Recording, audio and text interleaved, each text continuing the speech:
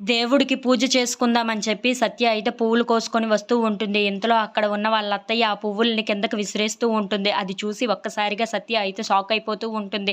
"ఏంటి అత్తయ్య మీరేం చేస్తున్నారు?" అని చెప్పేసి అయితే అడుగుతూ ఉంటుంది. ఆ మాటలు వినగానే అక్కడ ఉన్న వాళ్ళ అత్తయ్య అయితే, "ఏం చేశానా? నువ్వు అపవిత్రమయ్యి అలాగే ఈ ఇంటిని అపవిత్రం చేశావు. అలాంటిది నువ్వు పూజ చేస్తావా వెళ్ళి" అని చెప్పేసి అయితే అంటూ ఉంటుంది. ఆ మాటలు వినగానే అక్కడ ఉన్న క్రిష్, సత్య ఇంట్లో ఉన్న వాళ్ళందరూ అయితే ఒక్కసారిగా షాక్ అయిపోయి వాళ్ళ అమ్మ మాటలకైతే బాధపడుతూ ఉంటారు. ఇంతలో అక్కడ ఉన్న సత్య మాత్రం చాలా బాధపడుతూ ఉంటుంది. "ఏంటి ఇలా మాట్లాడుతున్నారు అత్తయ్య" అని చెప్పేసి అయితే అనుకుంటూ ఉంటుంది.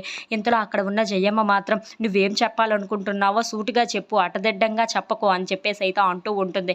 ఆ మాటలు వినగానే అక్కడ ఉన్న క్రిష్ వాళ్ళ అమ్మ అయితే, "అవును, ఈ ఇంటిని నువ్వు అపవిత్రం చేశావు. నువ్వు అపవిత్రం చేయలేదని నేను నమ్మాలంటే ఆ అమ్మగారి మీద ఒట్టేసి మరీ చెప్పాలి. అలాగే రేపు బోనాల జాతర కదా, ఆ బోనం ఎత్తుకోవాలంటే నువ్వు పవిత్రంగా ఉండాలి. నువ్వు పవిత్రంగా ఉన్నావా అని తెలియాలి అని అంటే మాత్రం నువ్వు ఆ అమ్మవారి మీద ఒట్టు వేసి మరీ నిజం చెప్పాలి, నేను పవిత్రంగా ఉన్నాను అని. అప్పుడైతేనే కదా మేము నమ్మగలము. అలాగైతేనే నువ్వు బోనం ఎత్తుకొని వెళ్ళగలవు. లేదంటే ఆ అమ్మవారు ఆగ్రహాన్ని నువ్వు తట్టుకోలేవు" అని చెప్పేసి అయితే అంటూ ఉంటుంది. ఆ మాటలు వినగానే అక్కడ ఉన్న ఇంట్లో ఉన్న వాళ్ళందరూ అయితే ఒక్కసారిగా షాక్ అయిపోతూ ఉంటారు. "నువ్వు కానీ రేపు ఏమైనా అబద్ధం చెప్పినా సరే ఆ అమ్మవారి ఆగ్రహాన్ని తట్టుకోలేవు.